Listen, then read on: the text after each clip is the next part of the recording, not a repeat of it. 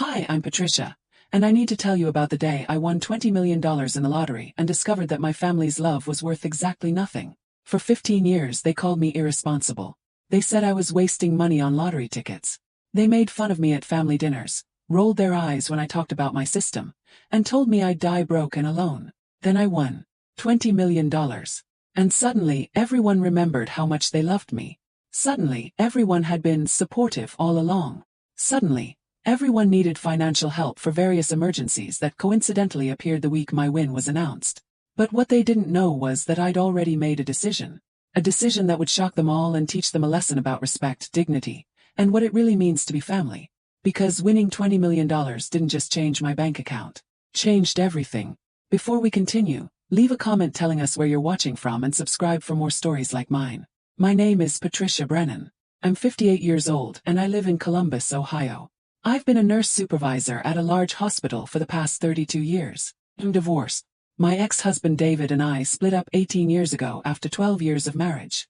We have 2 children together. My daughter Michelle, who's 35 years old and works in corporate sales, and my son Daniel, who's 32 and is a real estate agent. I come from a large family. My parents, Edward and Helen Brennan, are both still alive in their early 80s, and living in the same house where I grew up. I have 3 siblings. My older sister Rebecca, who's 62 and owns a construction company. My younger brother Robert, who's 54 and works as an accountant. And my youngest sister Donna, who's 51 and teaches high school mathematics. Growing up we weren't wealthy, but we were comfortable. My father worked as a foreman at a steel mill, and my mother was a secretary at an insurance company. They taught us the value of hard work, but they also taught us something else. They taught us that dreams were dangerous unless they were practical dreams. After David and I divorced, I moved into a modest 2-bedroom apartment on the east side of Columbus. The divorce was messy, expensive, and left me feeling like I'd failed at something fundamental. David got the house, half my retirement savings, and primary custody of the kids, though they were teenagers by then. I got weekend visitation and a monthly child support payment that took a significant chunk of my paycheck. I threw myself into work, picked up extra shifts, and tried to rebuild my life. But I was lonely. The apartment felt empty. My kids were busy with their own lives, and as they got older, our relationship became increasingly distant. Michelle went to college and got caught up in her career. Daniel got married young, divorced quickly, and seemed to blame me somehow for his own failed marriage, as if divorce was genetic. That's when I started playing the lottery. It started innocently enough. I'd stop at the gas station on my way home from work, grab a coffee, and pick up a couple of lottery tickets. Nothing major. Just $10 or $20 a week. It gave me something to look forward to. Every Wednesday and Saturday night I'd check my numbers. I'd imagine what I'd do if I won. It was harmless fantasy, a little bit of hope in an otherwise routine life. But then it became more than that. I started developing what I called my system. I tracked numbers, studied patterns, researched previous winners. I know the lottery is random. Everyone says that. But I didn't care. Having a system made me feel like I had some control, like I was doing something strategic rather than just throwing money away. I increased my spending to about $50 a week. Then $100. Then sometimes $200 depending on the jackpot size. Over 15 years, I estimate I spent approximately $150,000 on lottery tickets. That's roughly $10,000 a year, or about $833 a month. Sounds like a lot when you say it all at once, but broken down it was manageable. I made decent money at the hospital, especially with overtime. I lived modestly. I didn't take vacations. I drove a used Honda Civic. I ate at home most nights. The lottery tickets were my one indulgence. My family didn't see it that way. To them, I was throwing money away on a fool's dream. And they never hesitated to let me know exactly what they thought about it. Started with small comments. Offhand remarks that seemed like jokes but had an edge to them. At family dinners, Rebecca would say things like, "Hey Patty, you win the lottery yet?" "No." "Well, better buy some more tickets then." Everyone would laugh. My mother would shake her head with that disappointed look I'd known my whole life. Robert would try to be more subtle. "Patricia, honey, have you thought about maybe putting that lottery money into a retirement account? You're not getting any younger, and you really should be thinking about your future." As if I wasn't thinking about my future. As if the lottery wasn't part of my plan for my future. Donna was the worst. She's a math teacher, so she felt qualified to lecture me about probability. "Patricia, do you understand the odds? You have a better chance of being struck by lightning twice than winning the Powerball jackpot. What you're doing is mathematically irrational.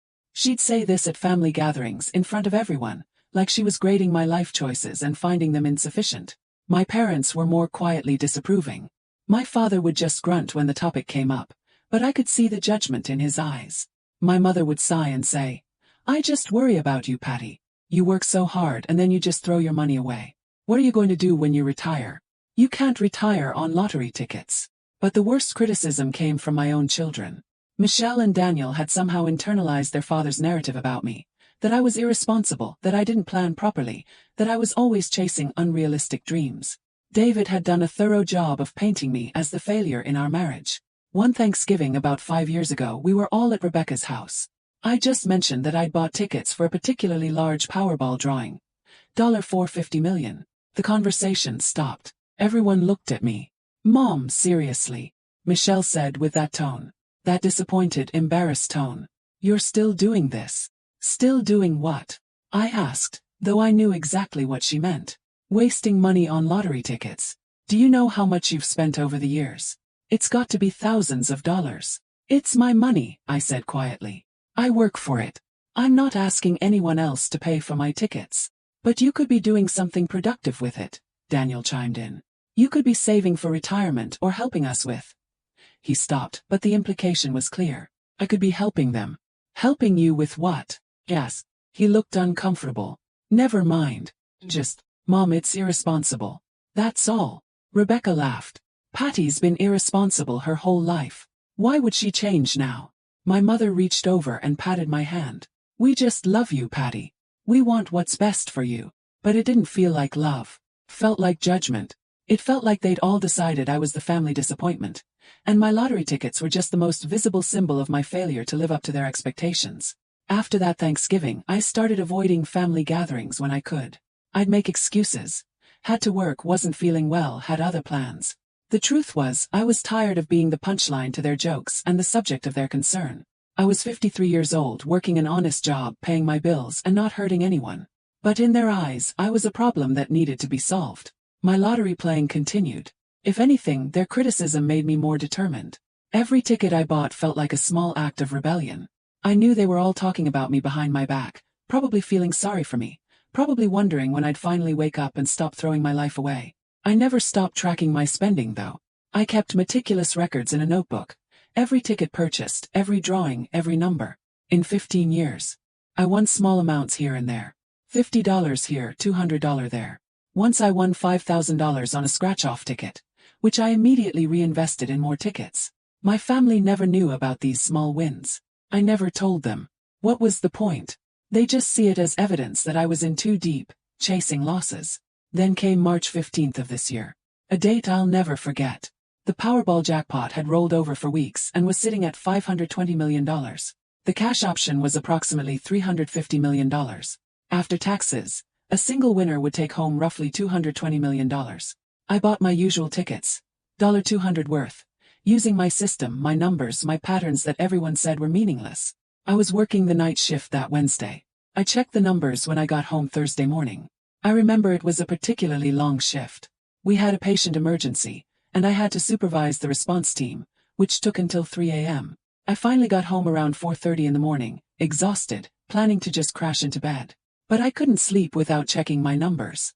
It was part of my routine. I pulled out my tickets, opened my laptop, and went to the lottery website. The winning numbers loaded on the screen. 7, 14, 21, 35, 49, and Powerball 18. I looked at my first ticket. No match. Second ticket. No match. Third ticket. 2 numbers. Fourth ticket. 3 numbers plus the Powerball. That was worth $100. I kept going through the stack. And then I got to ticket number 23. 7, 14, 21, 35, 49, Powerball 18. Every single number matched. Every single number. I stared at the screen, then at the ticket, then back at the screen. My hands started shaking. This couldn't be real. Checked again, and again, and again. I must have verified those numbers 50 times before the reality started to sink in. I had won. I had won the entire $520 million jackpot.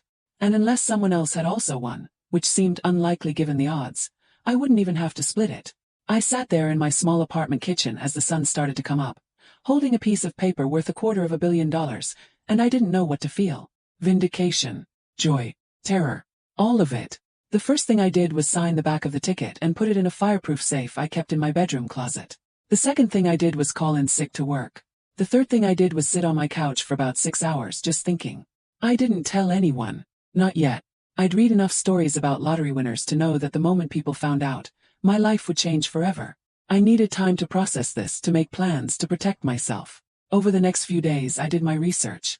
I consulted with a lawyer who specialized in lottery winners. Yes, that's a real specialization. Her name was Jennifer Rothstein, and she came highly recommended. I also hired a financial advisor, Marcus Wong, who had experience managing sudden wealth. Both of them gave me the same advice. Get everything in order before you claim the prize. Decide what you want your life to look like, because once you claim it, there's no going back. I learned that Ohio is one of the states where lottery winners can remain anonymous if they claim through a trust or LLC. Jennifer helped me set up a blind trust called the Brennan Family Trust. The irony of that name wasn't lost on me. We decided I'd wait the maximum allowable time before claiming, 180 days. This would give me time to prepare, to make decisions, and most importantly to observe. I wanted to see how my family treated me when they didn't know I'd won. When they still thought I was just foolish Patty with her lottery tickets and her nursing job. For 2 months I said nothing. I went to work every day. Came home every night. I bought my usual lottery tickets, even though I'd already won, just to maintain appearances. And I watched my family. I went to my parents' house for Sunday dinner. My mother served pot roast, like she'd done 1,000 times before. Rebecca was there with her wife Linda. Robert came with his husband Steve. Donna brought her boyfriend of the month. She went through them quickly. The conversation was the usual. Work complaints, gossip about relatives, discussions about home repairs and vacation plans. And then Rebecca brought it up. Hey Patty, you still buying those lottery tickets? She was grinning. That big Powerball jackpot a couple months ago. Did you win? Everyone laughed. I smiled and shook my head. No, somebody in Ohio won though. Lucky person. Lucky idiot, Donna corrected. Do you know what the taxes on that are? They probably took the lump sum, which means they immediately lost half to taxes and present value calculations. Mathematically, they'd have been better off investing that money over the 30-year annuity period. Well, I think it's wonderful for whoever won, my mother said. Can you imagine? All that money. I can imagine what I'd do with it, Rebecca said. First thing, I'd expand the business. Buy some new equipment. Maybe invest in some real estate. I'd pay off my mortgage, Robert said. And probably retire early. Why work if you don't have to? They all shared their fantasies of what they'd do with lottery millions. Not one of them looked at me and thought, what would Patty do? Because in their minds, Patty would never win. Patty was the one who wasted money chasing impossible dreams. After dinner, I helped my mother with the dishes. She looked tired. My father's health had been declining. Diabetes, high blood pressure, early signs of dementia. The medical bills were piling up, even with Medicare. How are you managing, Mom? Yes, she sighed. We're managing. Your father's medications are expensive, but we're getting by. Rebecca has been helping some, which is kind of her. If you need anything. Patty, honey, you take care of yourself. We know you don't have much to spare. What with your apartment rent and your habits? She meant the lottery tickets. Even my mother's kindness came with a barb. I went home that night and sat in my apartment thinking. My parents needed help. They'd never ask me because they assumed I had nothing to give. My sister Rebecca was helping some, which probably meant she was holding it over their heads, keeping track, expecting something in return. That was how Rebecca operated. The next weekend, I drove to Cincinnati to visit Michelle. She lived in a nice suburban house with her husband James and their 2 kids, my grandchildren. Emma, who was 8, and Jacob, who was 5. I didn't see them often. Michelle was always busy, and the drive was 2 hours each way. James answered the door. He looked surprised to see me.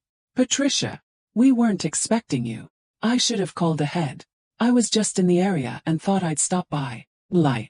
I'd driven 2 hours specifically to see them. Michelle came to the door. Mom, what's going on? Is everything okay? Everything's fine. I just wanted to see my grandkids. She looked uncomfortable but let me in. The kids barely remembered me. Emma was polite but distant. Jacob hid behind his father. We sat in the living room making awkward small talk. I asked about their lives, their school, their activities. Michelle mostly gave one-word answers and checked her phone repeatedly.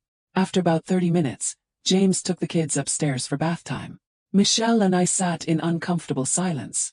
Mom, look, if you need money, she started. I don't need money, I said quickly. I just wanted to see you. To see my grandchildren. Right. Well, we're pretty busy most weekends. Emma has soccer, Jacob has swimming lessons, and James and I are trying to get the house ready to put on the market. We're looking to upgrade to something bigger. That's great, sweetie. I'm happy for you. Another silence. Then Michelle said, Mom, have you thought about maybe slowing down on the lottery stuff? I mean, you're getting older. Shouldn't you be thinking about retirement? About what you're going to do when you can't work anymore? There it was again. The assumption that I was irresponsible. The belief that I hadn't planned for anything. The certainty that I was heading toward a future of poverty and regret. I'm fine, Michelle. You don't need to worry about me. But I do worry. We all do. You're alone in that apartment spending money on lottery tickets. And for what? You're never going to win, Mom. That's just reality. I left shortly after that. The 2-hour drive home felt longer than usual. I thought about all the times I tried to be part of Michelle's life after the divorce. All the child support payments I'd made without fail. All the birthday presents and Christmas gifts. All the times I'd driven to Cincinnati for brief, awkward visits where I was made to feel like an inconvenience. I stopped at Daniel's house on the way back to Columbus. He lived in a small townhouse in a development off I-71. He was going through his second divorce. This one from a woman named Brenda who he'd married after a whirlwind 6-month courtship. Daniel answered the door in sweatpants, looking exhausted. Mom, what are you doing here? Wanted to check on you. See how you're doing with everything. He let me in, but barely. We sat in his cramped living room surrounded by moving boxes. He was going to have to move out of the townhouse. Brenda had been the primary earner, and he couldn't afford to keep it on his real estate agent income, which was commission-based and unpredictable. I'm fine, he said, in that tone that meant he was definitely not fine. Where are you planning to move? Probably back to an apartment somewhere. I'm looking at places now. He paused.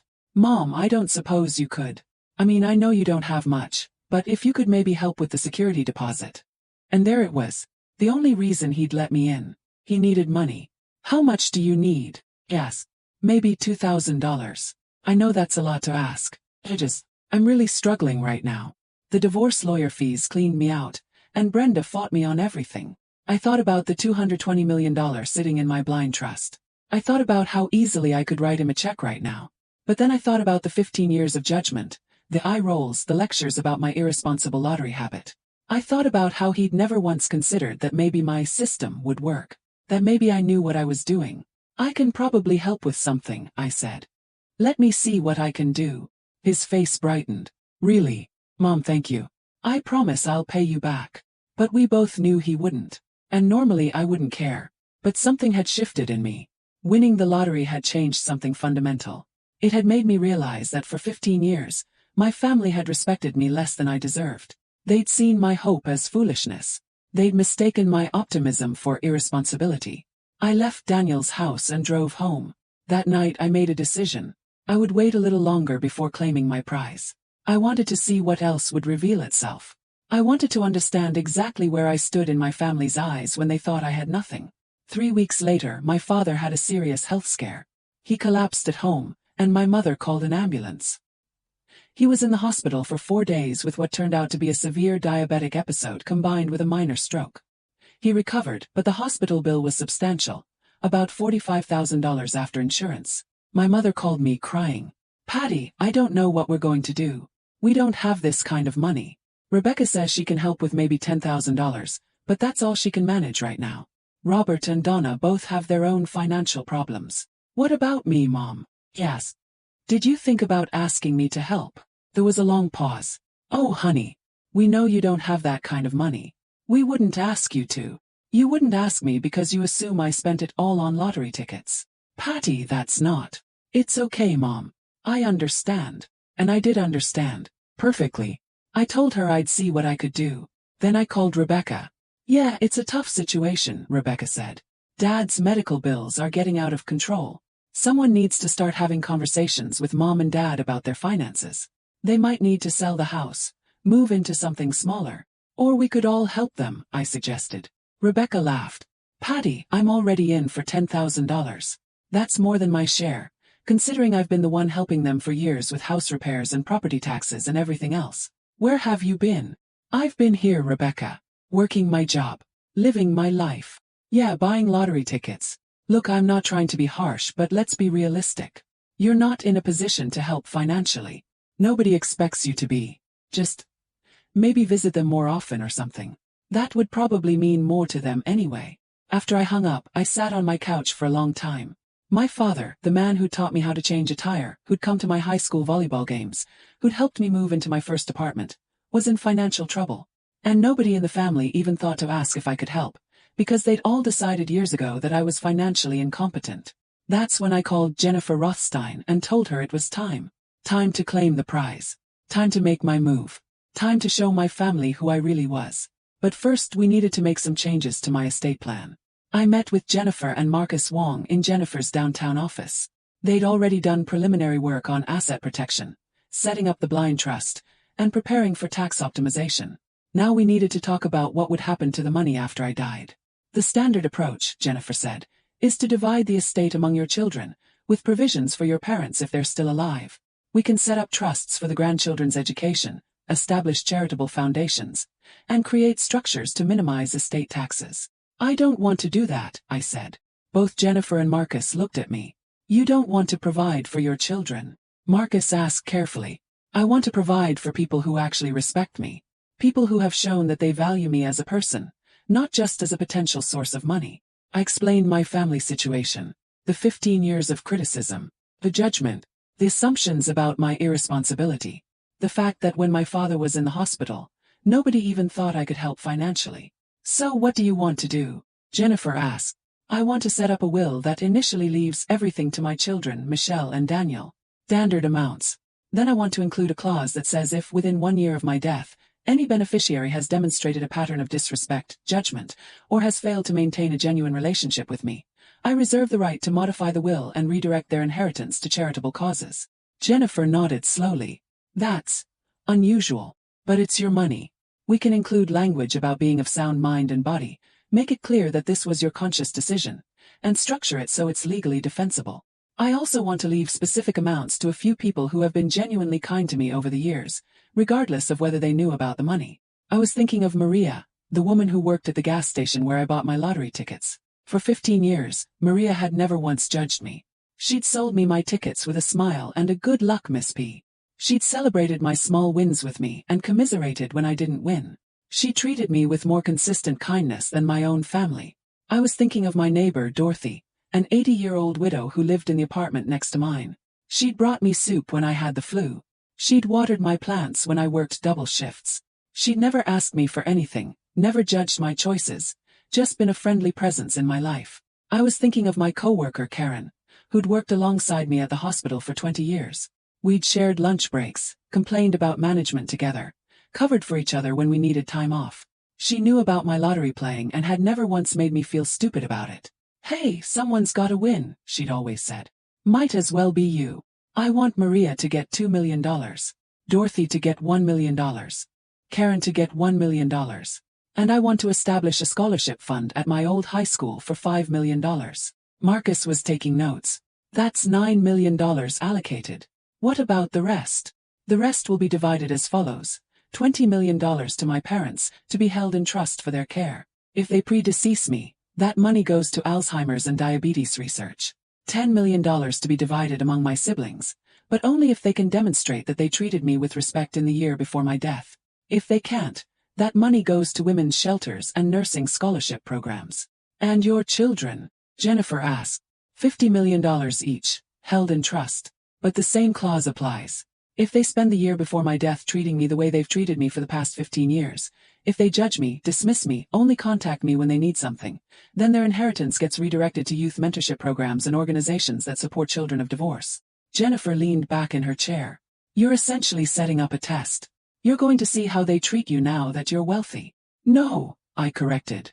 I'm going to see how they treat me when they know I won. And then I'm going to see how they treated me before they knew. The test was the last 15 years. They already failed. This is just giving them a chance to realize what they lost. Over the next few weeks, we finalized everything. The blind trust was set up. The will was written and executed. The financial plans were in place. I take the lump sum of $220 million after taxes. It would be invested conservatively, a mix of index funds, bonds, and real estate.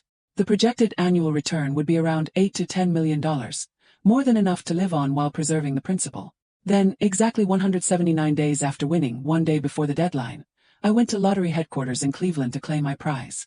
The press conference was mandatory, even though I was claiming through a blind trust. I had to appear, hold the giant check, and make a statement. Jennifer had prepared something brief and unremarkable. I stood there in front of cameras, holding a piece of cardboard that said $520 million, and read the statement. I'm grateful and humbled by this incredible stroke of fortune. This win represents hope, perseverance, and the belief that sometimes if you stay consistent and never give up, good things can happen. I plan to be responsible with this money, take care of my family, and make a positive impact in my community. Thank you. The press asked questions. How long had I been playing? 15 years. Did I have a system? Yes, but I'm keeping that to myself. What was the first thing I planned to buy? Nothing extravagant. I'm a simple woman with simple needs. The story ran on the local news that night and made national headlines the next day. Ohio nurse wins $520 million Powerball jackpot after 15 years of playing. My phone started ringing at 6:47 p.m., about 20 minutes after the press conference aired. The first call was from Michelle. Mom. I just saw the news. Was that you? Did you actually win the lottery? Hi Michelle. Yes, that was me. Oh my God. Oh my God. Mom, this is incredible. This is amazing. I can't believe it. You actually won. You actually did it. The excitement in her voice was genuine, but so was the surprise. She truly couldn't believe that her irresponsible mother had actually won. That the system she'd mocked had actually worked. Yeah, I won. Mom, we need to celebrate. We need to talk. There's so much, wow. Just wow. Can I come see you? Can we get together this weekend? Sure, Michelle. This weekend works. The next call was from Daniel. He was crying. Mom, I saw the news. Is it real? Is it really you? It's really me, honey. Mom, I don't even know what to say. This is life-changing. For all of us. Oh my God, you don't have to worry about retirement anymore. You can quit that terrible job. You can do whatever you want. I already quit, I said. Turned in my notice this morning. Mom, I'm so happy for you. Plus, this is going to change everything. Plus, he'd said for us. Not for you. Plus, the calls kept coming. Rebecca, Robert, Donna, my mother, my father. My mother held the phone for him. Cousins I hadn't spoken to in years. High school friends I'd lost touch with decades ago. Everyone was so excited. Everyone was so happy for me. Everyone wanted to get together soon, to celebrate, to talk. By 10 p.m., I'd received 147 calls and 89 text messages. I turned off my phone and sat in the silence of my apartment. My last night in this apartment, actually. I'd already arranged to move to a nice house in a suburb. Nothing too flashy. Just a comfortable 4-bedroom place with a yard and a 2-car garage. The kind of place where I could have my grandkids visit and actually have room for them to play. The next few weeks were a whirlwind. Everyone wanted to see me. Everyone wanted to have lunch, dinner, coffee.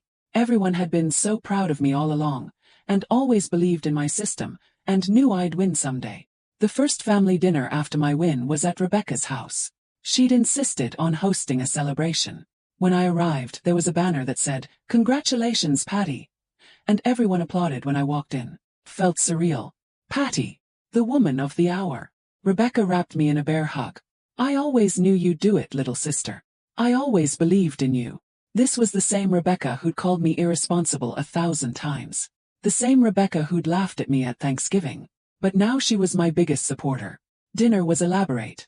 Rebecca had clearly spent money on this. Catered food, expensive wine, the works. She was making an investment, I realized. Spending a few thousand to hopefully get access to millions. After dinner, as people were having coffee and dessert, Rebecca pulled me aside. Patty, I wanted to talk to you about something. An investment opportunity. Oh, yeah, my construction company has a chance to bid on a major commercial development. But I need capital to expand operations, buy new equipment, hire more people. It's a $5 million investment, but the return could be $20 million over the next 5 years. That sounds like a good opportunity, Rebecca. It is. It really is. And I thought, family should help family. You could invest $5 million, become a partner, and we'd split the profits. You'd basically double your money. I'll think about it, I said. Her face fell slightly. Well, don't think too long. The opportunity won't wait forever. And Patty, I've been there for Mom and Dad all these years. I think you owe, she stopped herself. I think it would be a good way for you to give back to the family. The conversations continued like that all night. Robert mentioned that he and Steve were thinking about buying a vacation home in Florida. Did I want to go in on it with them? Donna wondered if I'd be interested in funding a private tutoring center she wanted to open. My mother quietly mentioned that the house needed a new roof and that my father's medical bills were still overwhelming. Everyone had plans for my money. Everyone had ideas. Everyone had needs. Michelle called me the next day. Mom, can we talk? In person.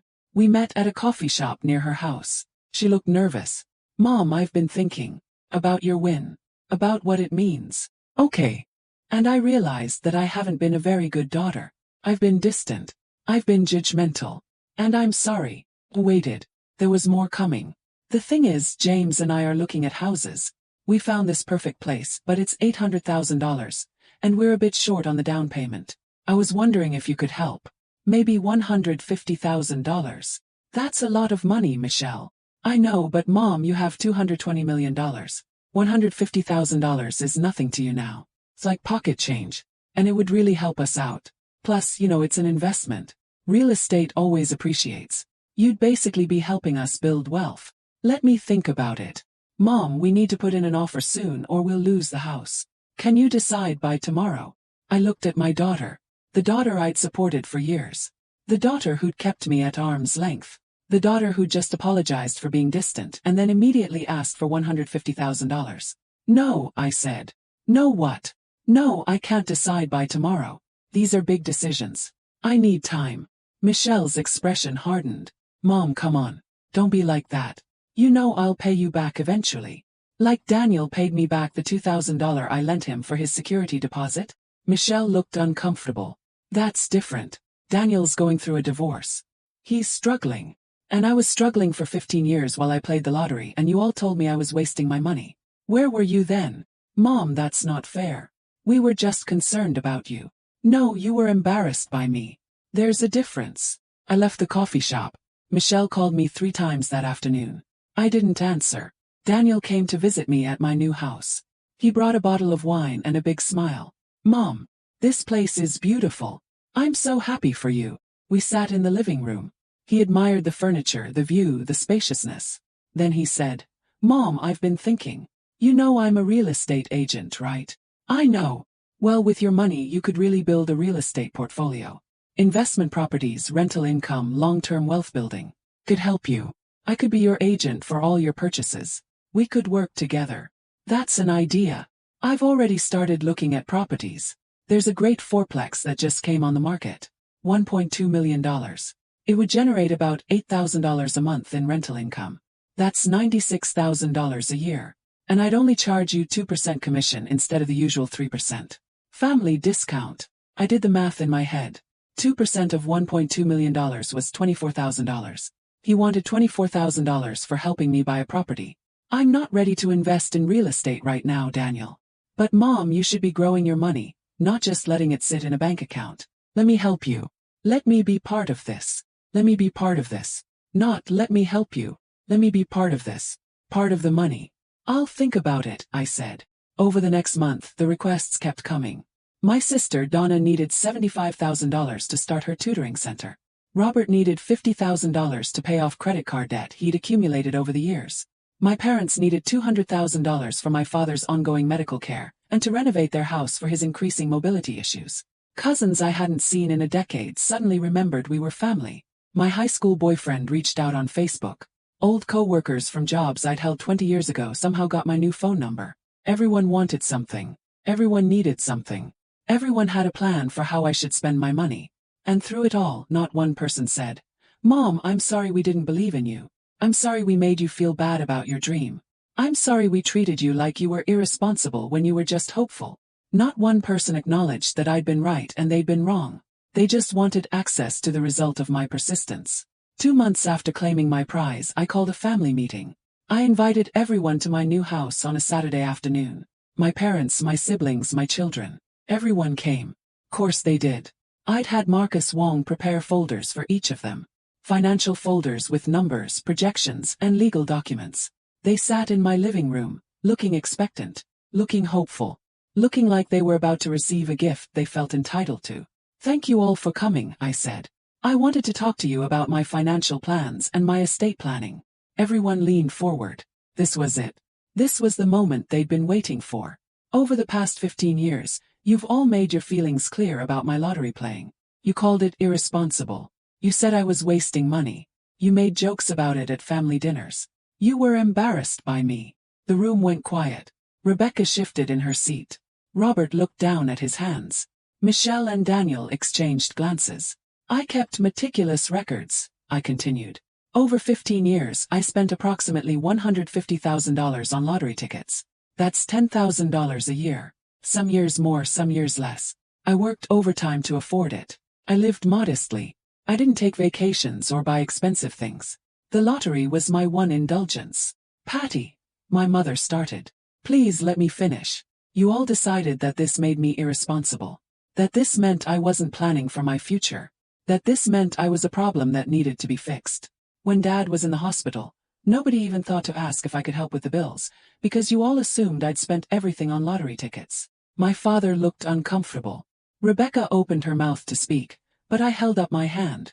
"But here's the thing. I did have a system. I did have a plan. And it worked. I won $520 million. After taxes, I have $220 million. That's $220 million that came from the irresponsible habit you all mocked me for." "We're proud of you," Michelle said. "We always were." "No, you weren't. You were embarrassed. And that's okay. I understand. But what's not okay is what happened after I won." I opened the folders and handed them out. "In the 2 months since my win was announced, I've received 147 requests for money. From family, from friends, from strangers. Rebecca wants $5 million for her business. Michelle wants $150,000 for a house. Daniel wants to be my real estate agent and make commissions.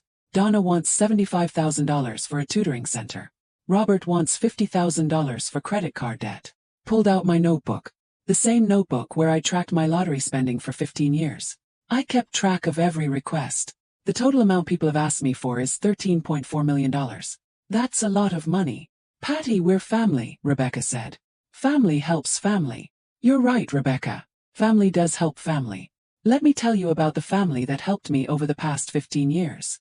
I told them about Maria, the gas station attendant who sold me lottery tickets with a smile and never judged me. Maria gets $2 million. I told them about Dorothy, my elderly neighbor who brought me soup and never asked for anything. Dorothy gets $1 million. I told them about Karen, my coworker who supported my dream and never made me feel stupid. Karen gets $1 million. There's also a $5 million scholarship fund being established at my old high school for kids who want to go to nursing school or trade programs. Because not everyone needs to go to a 4-year college, and healthcare and skilled trades have dignity." The room was silent. I could see the calculations happening in their heads. That was $9 million already allocated. What about them? Now let's talk about my actual family. My estate plan is as follows. Mom and Dad, you get $20 million in a trust fund. That will cover all medical expenses, home care, medications, and anything else you need for the rest of your lives. If there's money left when you both pass, it goes to Alzheimer's and diabetes research. My mother started crying. My father reached over and squeezed my hand. "Rebecca, Robert, Donna, you each get $2 million. That money comes with no strings attached. Do whatever you want with it. But that's it. There won't be any business investments, no loans, no additional requests." My siblings looked stunned. $2 million each was more than they'd expected, but less than they'd hoped for. "Michelle, Daniel, you each get $10 million. That money is held in trust until you're 40 years old. Until then, you'll receive $100,000 per year from the trust. When you turn 40, you get the remainder." "Mom, why the restrictions?" Michelle asked. "Because I want you to understand the value of money. I want you to work for your lives, build your careers, and not just coast on my lottery win. The trust ensures you'll be comfortable, but not so comfortable that you stop trying." Daniel was tearing up now. "Mom, I don't understand. You have so much money. Why are you being so controlling?" "I'm not being controlling. I'm being responsible. The same way I was responsible for 15 years while you all called me irresponsible." I pulled out the final document. "There's one more thing. I've established the Patricia Brennan Foundation for Hope and Perseverance. It has an initial endowment of $100 million. This foundation will provide financial support to people who are chasing unlikely dreams. Artists, inventors, entrepreneurs, people who are told they're wasting their time but who persist anyway. That's $143 million allocated, Rebecca said, doing the math. What about the rest? The rest is mine. To live on, to invest, to spend as I see fit. I'm 58 years old. I've worked my entire adult life. I've been divorced, judged, dismissed, and underestimated. And now I'm going to live the life I want to live. Patty, this seems harsh, Robert said. Does it? Let's do some math. I'm giving away $143 million. That leaves me with $77 million. If I live another 30 years and spend $2 million a year, I'll still have money left over. I'm not being harsh. I'm being fair. But Patty, my mother said gently, we're your family. Don't you want to help us more? Mom, I'm giving you $20 million. Rebecca, Robert, and Donna are each getting $2 million. Michelle and Daniel are each getting $10 million. That's $56 million to my immediate family. How much more should I give? No one had an answer. Here's what I learned from winning the lottery, I said. Money doesn't change who people are, just reveals who they were all along. For 15 years, you all showed me that you valued your judgment more than my dreams. You valued your certainty more than my hope. And when I won, you didn't celebrate my vindication. You just started calculating what you could get. That's not true, Michelle protested. We're happy for you. You're happy for yourselves. There's a difference. I stood up. The estate plan is finalized. The money is allocated. These aren't negotiations. I'm telling you what I've decided. You can accept it with gratitude or you can be angry about it. That's your choice. Rebecca stood up too. Patty, you're making a mistake. You're going to regret this. Maybe. But they're my mistakes to make with my money. One by one they left. Some were angry. Some were confused. Some were trying to process what had just happened. My parents stayed the longest. My father couldn't say much. The stroke had affected his speech. But he gripped my hand and looked at me with something that might have been respect. Or maybe understanding. My mother hugged me. I'm sorry, Patty. For all the times we made you feel bad about your dream. You were right and we were wrong. Those were the words I'd waited 15 years to hear. And they meant everything. After everyone left, I sat in my new house in the silence. I thought about the past 15 years. About the hope that had sustained me through lonely nights in my apartment. About the system I'd developed, the numbers I'd tracked, the tickets I'd bought week after week. I thought about all the times I'd imagined winning. In my fantasies, I'd thought everyone would be happy for me. I'd thought my family would celebrate with me, would be proud of me, would finally see that I'd been right all along. The reality was more complicated. They were happy for me, but mostly because they thought my win would benefit them. They did celebrate, but the celebration felt hollow. They said they were proud, but their pride came with requests and expectations. Over the next few months, relationships shifted.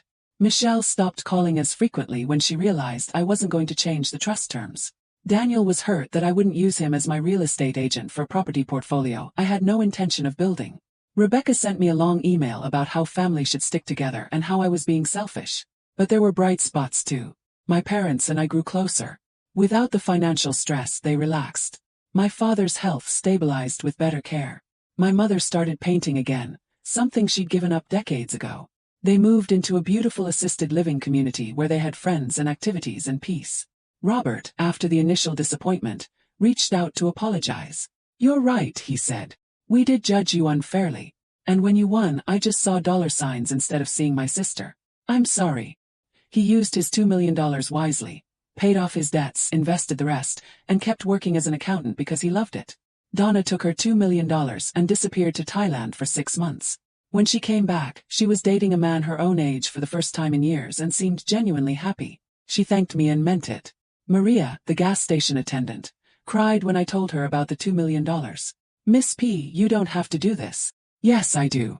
You treated me with kindness when nobody else did. You never made me feel stupid for hoping. Dorothy, my neighbor, used her $1 million to move into a senior living facility and donate the rest to her church. Patricia, you've given me peace of mind for my final years. That's worth more than any amount of money. Karen, my coworker, retired immediately and bought an RV. She and her husband are traveling the country. She sends me postcards from every state. The last one said, "Someone had to win. Glad it was you." The scholarship fund gave its first awards this year. 20 kids who want to be nurses, medical technicians, welders, electricians, and plumbers got full rides to their programs. I went to the ceremony. These kids reminded me of myself at that age. Practical, hard-working, underestimated. As for me, I'm doing things I never got to do before. I traveled to Ireland, where my grandparents were from. I bought a boat. Nothing crazy, just a nice fishing boat. I joined a gym and hired a personal trainer because at 58, I want to be healthy enough to enjoy the next 30 years. I started dating again carefully because now I never know if someone wants me or my money. I volunteer at a community center, teaching financial literacy to women who are struggling. I talk about budgeting, investing, and yes, about responsible gambling. If you're going to play the lottery, I tell them, set a limit you can afford. Never spend money you need for bills or food. And understand that it's entertainment, not an investment strategy. Got lucky. But I also played within my means. The foundation is exceeding my expectations. We've funded 43 projects so far. A woman who's developing low-cost water filtration for developing countries. A single mother who's writing a novel despite working 3 jobs. A teenager who's building robots in her garage. People who are chasing unlikely dreams while everyone around them says they're wasting their time. Last month I had dinner with Michelle and Daniel. Both of them are doing well with their trust payments. Michelle realized that $100,000 a year combined with her own income is actually quite comfortable. She's less focused on the big house and more focused on her kids. She brings them to visit me now, regularly. Emma and Jacob are starting to know their grandmother. Daniel is thriving in his real estate career without depending on me for commissions. His second divorce finalized, and he's in therapy working through his patterns. Mom, he said at dinner, I understand now why you did what you did. You were teaching us something. What was I teaching you? Yes. That money reveals character. That hope isn't irresponsible. That you can't just show up when someone wins and expect to share in the victory when you didn't support them during the struggle. Michelle nodded. I told Emma and Jacob about how you played the lottery for 15 years and how we all made fun of you. And Emma asked me, why didn't you believe in Grandma? I didn't have a good answer. The answer is that I was scared, Michelle continued. I was scared you were wasting money we might someday need. I was scared you'd end up broke and we'd have to take care of you. I was scared you were making bad choices. But really, I was just scared. And I was angry, Daniel added. Angry at my own life, my own failures. And it was easier to judge your choices than to look at mine. These conversations don't erase 15 years. But they're a start. They're honest. And honesty is worth more than money. My siblings are in various places. Rebecca is still bitter. She feels like I should have invested in her business, should have trusted her, should have done more. We're cordial at family events but not close. That's okay. Not every relationship can be salvaged. Robert and I are closer than we've been since childhood. We have lunch once a month and we talk about real things, not money, not requests, just life. He told me recently that getting $2 million and not more was the best thing that could have happened to him. If you'd given me $10 million, I would have quit my job and probably would have blown it all. $2 million was enough to fix my problems but not enough to ruin my life. Donna is genuinely happy. She sends me texts with photos of her adventures, her boyfriend turned fiancé, the small online tutoring business she started with part of her money. She never asks for more. She just shares her life. My parents are at peace. That alone makes everything worth it. My father's dementia is progressing, but slowly, and he's in the best care facility money can buy. My mother visits him every day, and on his good days, he remembers me. On his bad days, she tells him stories about his daughter Patty who won the lottery and took care of everyone. Last week, I went back to the gas station where I bought my winning ticket. Maria was there, same smile, same warm greeting. We talked for a while about her plans for her money. A house for her parents in Mexico, college funds for her 3 kids, a small savings account for emergencies. Miss P, she said, you changed my life. But you know what? You always treated me like I mattered. Even when you were just a nurse buying lottery tickets, you always asked about my family, remembered my kids' names, treated me with respect. That meant something. You did the same for me, Maria. That's just being decent to people, Miss P. Exactly. I drove home thinking about decency. About how rare it is, how valuable. About how 15 years of small kindnesses from a gas station attendant ended up being worth more than blood relation. That night, I updated my will again. Not to change any major provisions, but to add something. A clause that says, let this serve as a reminder that hope is not irresponsible, dreams are not wasteful, and persistence in the face of doubt is not foolishness. I played the lottery for 15 years while people I loved told me I was wasting my money. I won because I didn't let their certainty override my hope. May everyone who reads this will find the courage to pursue their own unlikely dreams, regardless of what others say. 3 months ago, I got a letter from a woman named Sarah in Oregon. She'd read about my foundation and wanted to share her story. She'd been writing a novel for 12 years while working as a waitress. Everyone told her she was wasting her time. She'd applied for a grant from my foundation to take 6 months off work to finish her book. We funded her. Last week, she sent me an advance copy of her finished novel. It's beautiful. It's about hope, perseverance, and believing in yourself when nobody else does. On the dedication page she wrote, "For Patricia Brennan, who proved that unlikely dreams can come true. I'm reading it now, sitting in my comfortable house, financially secure for the rest of my life, surrounded by peace I earned through 15 years of hope and 1 moment of incredible luck. Was it worth it? The $150,000 spent over 15 years. The judgment, the eye rolls, the lectures about probability and responsibility. The loneliness of being the family disappointment. 1,000 times yes. Because I didn't just win money. I won vindication. I won the right to say, 'I told you so,' to everyone who doubted me. I won the opportunity to show my family who I really was. Not the irresponsible dreamer they thought I was, but a woman who understood her own mind, lived within her means, and had the courage to pursue hope when everyone around her preached despair. More than that, I won the ability to distinguish between real love and conditional love. Real love supports your dreams even when they seem unlikely. Real love doesn't wait until you succeed to celebrate you. Real love doesn't come with a price tag. My parents' love, I've learned, was real but imperfect. They worried about me because they loved me, but they couldn't see past their own fears to support my hope. Now, with the financial stress removed, they can just love me, and I can just love them back. My siblings' love was complicated by competition and comparison. We're working through that. Some relationships will heal, some won't. That's life. My children's love was buried under resentment and the baggage of divorce. We're excavating it slowly, carefully, learning to know each other as adults rather than as the mother and children roles we've been stuck in. The love from Maria, Dorothy, and Karen, that was real from the beginning. It cost them nothing to be kind to me, and they chose kindness anyway. That's the love that endures. That's the love that's worth honoring with millions of dollars. If I could go back 15 years and talk to myself, that 43-year-old divorced nurse buying her first lottery ticket, what would I say? I'd say, "You're right. Keep going. Don't let them make you doubt yourself. Your system isn't foolish. Your hope isn't irresponsible. You're not wasting your money. You're investing in possibility. And one day that possibility becomes reality. And when it does, you'll learn everything you need to know about everyone around you." I'd also say, when you win, be generous but not stupid. Be kind but not a doormat. Give freely to those who loved you when you had nothing, and give carefully to those who only loved you when you won. And most importantly, keep enough for yourself to live the life you dreamed about during all those years of hoping. Today is 1 year since I claimed my prize. I'm sitting on my back patio drinking coffee, watching the sunrise. In a few hours I have lunch with Dorothy, then a meeting with the foundation board, then dinner with my parents at their assisted living facility. Tomorrow I'm driving to Cincinnati to take Emma and Jacob to an amusement park. Michelle can't come, she has to work, but that's okay. I'm building my own relationship with my grandchildren now. One that isn't filtered through their parents' judgments or expectations. Next week, I'm flying to Mexico to visit Maria and her family. She's showing me the house she bought for her parents. She says her mother wants to cook me dinner, to thank the woman who changed their lives. Next month, I'm taking my mother to Paris. She's always wanted to go, but she and my father could never afford it.